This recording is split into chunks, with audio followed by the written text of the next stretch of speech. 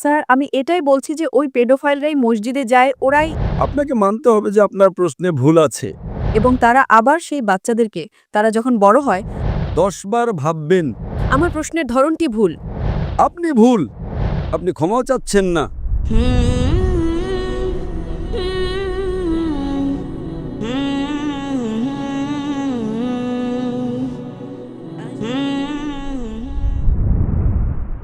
আসসালামু আলাইকুম sir. Sir আমার নাম পালওয়াশা এবং আমি লাকটি মারওয়াত থেকে এসেছি। এবং স্যার প্রথমত আলহামদুলিল্লাহ এবং আপনাকে অনেক ধন্যবাদ যে আপনি প্রশ্ন করার সুযোগ দিয়েছেন। স্যার আমি যেই জায়গা থেকে এসেছি স্যার সেখানে আমার উর্দু ক্ষমা করবেন, আমি পশতুভাষী। স্যার তো আমি যেখান থেকে এসেছি সেখানে স্যার পুরোপুরি ইসলামিক ধর্মীয় সমাজ ব্যবস্থা রয়েছে। সেখানে মহিলারা প্রয়োজন ছাড়া ঘরের বাইরে যান না। স্যার সেখানে মহিলারা ঘরে থাকেন এবং পুরুষরা কোনো নামাজ কাজা করে না। এবং প্রতি বৃহস্পতিবার রাতে শবে জুমা তাবলিগি জামায়াত বা দাওয়াত ইলাল্লার পথে বের হওয়া মানুষদের বয়ান হয়। তো স্যার তারা সেখানে যায়। সম্প্রতি সেখানে একটি অনেক বড় তাবলিগি ইজতেমাও হয়ে গেছে স্যার। আর আমাদের এলাকার সমস্ত মানুষ খুব ধার্মিক এবং তাদের সামাজিক আচার আচরণও ধর্মের উপর ভিত্তি করে চলে। কিন্তু স্যার আমার প্রশ্ন এখানে এটাই যে আপনার প্রজ্ঞার আলোকে অর্থাৎ আপনার প্রজ্ঞা অনুযায়ী এর কারণ কি হতে পারে যে স্যার সেখানে মাদকাসক্তি, ব্যভিচার, শিশুকামী এবং বিভিন্ন ধরনের যেমন সুদ এবং এই ধরনের খারাপ কাজগুলো গেড়ে বসেছে। স্যার তো আপনি কি কারণ বলতে পারেন যে সেখানে সমাজ কেন ভেঙে পড়ছে এবং আমাদের উলামারা কেন এদেরকে চিহ্নিত করে না, বিশেষ করে পেডোফাইলদেরকে? বোনের প্রশ্ন হলো, তিনি যে সমাজ থেকে এসেছেন সেখানকার মহিলারা খুবই ইসলামিক মহিলা। তারা প্রয়োজন ছাড়া ঘরের বাইরে যান না। আমিও প্রয়োজন ছাড়া ঘরের বাইরে যাই না।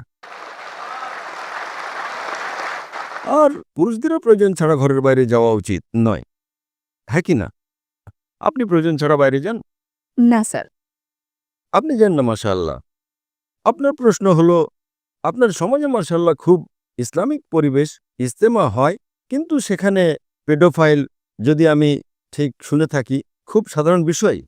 একদম ঠিক স্যার। আর আপনি বলেছেন যে জিনাও সাধারণ বিষয়। জি না স্যার, এখন হচ্ছে বেড়েই চলেছে এবং বিশেষ করে পেডোফাইলরা যারা বাচ্চাদেরকে প্রভাবিত করে ফেলে এবং তারা আবার সেই বাচ্চাদেরকে তারা যখন বড় হয় তখন এই চক্রটি আবার চলতে থাকে। স্যার এটি অনেক বড় একটি গুনাহ যা সেখানে হয়। মন, আপনার প্রশ্নের মধ্যে একটা দ্বন্দ্ব বা বৈপরীত্য রয়েছে।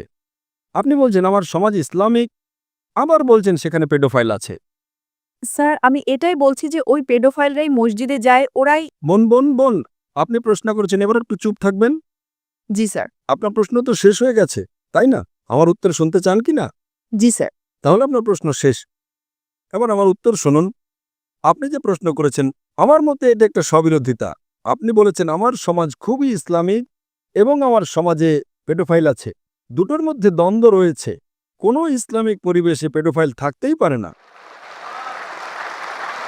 হয় আপনার প্রথম অংশটি ভুল অথবা দ্বিতীয় অংশটি।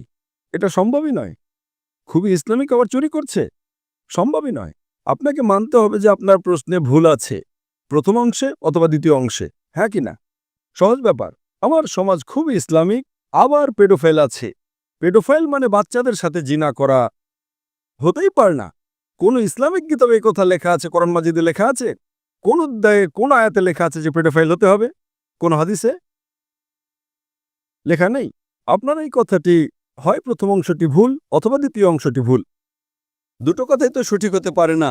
এ কারণেই আপনার প্রশ্নে দ্বন্দ্ব রয়েছে। আপনার এটা বলা উচিত যে আমার সমাজ মনে করে যে তারা খুব ইসলামিক, তাহলে আমি মানতে পারি। এটা বলা যে ইসলামিক মহিলারা প্রয়োজন ছাড়া ঘরে বাইরে যান না, আরে পুরুষরা তো প্রয়োজন ছাড়া বাইরে বেরোচ্ছে, এটাই তো সমস্যা। কি প্রয়োজন? পেডোফিলিয়া।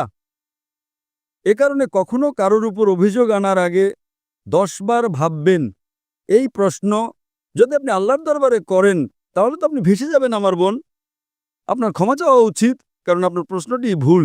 স্যার আমার এটাই প্রশ্ন যে সেখানে এই ধার্মিক লোকেরাই পেডোফাইল। মন মন, আপনাকে প্রথমে স্বীকার করতে হবে আমার কথা। যদি আপনি স্বীকার না করেন তাহলে আমার উত্তর এখানে শেষ। ঠিক আছে স্যার, আমার প্রশ্নের ধরনটি ভুল। ধরন ভুল নয়, প্রশ্নটাই ভুল। আপনি ভুল। আপনি আপনার সমাজের উপরেই অভিযোগ আনছেন। প্রথমে বলছেন ইসলামিক, তারপর বলছেন পেডোফিলিয়া। দুটোই ভুল। দুটোর মধ্যে একটি সঠিক হবে অথবা একটি ভুল হবে। এটাকে বলে, এটা কি হয়, আপনি মিডিয়াকে শুনে শুনে পুনরাবৃত্তি করেন। দুটোই তো সঠিক হতে পারে না। যদি দুটোই সঠিক হয় তাহলে নাউজুবিল্লাহ কোরআনে ভুল আছে। কোথায় কোরআনে লেখা আছে যে বাচ্চাদের সাথে যে না করো? তো অনেক সময় মিডিয়ার এটাই কাজ, অভিযোগ লাগাও, প্রশ্ন করো, যা কিছু বলে দাও। কোরআন মাজিদে সূরা হুজরাতে লেখা আছে, সূরা নাম্বার ৪৯ আয়াত নাম্বার ৬, যে যখনই কোনো তথ্য আসে তা পুনরাবৃত্তি করার আগে তুমি তা যাচাই তদন্ত করো।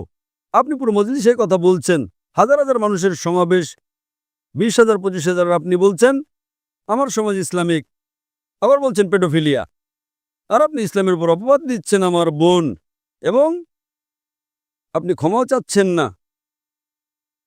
এটাই হয়, ভুল বলার পরও ক্ষমা চাইতে প্রস্তুত নয়। আমরা কি পরবর্তী প্রশ্ন নিতে পারি?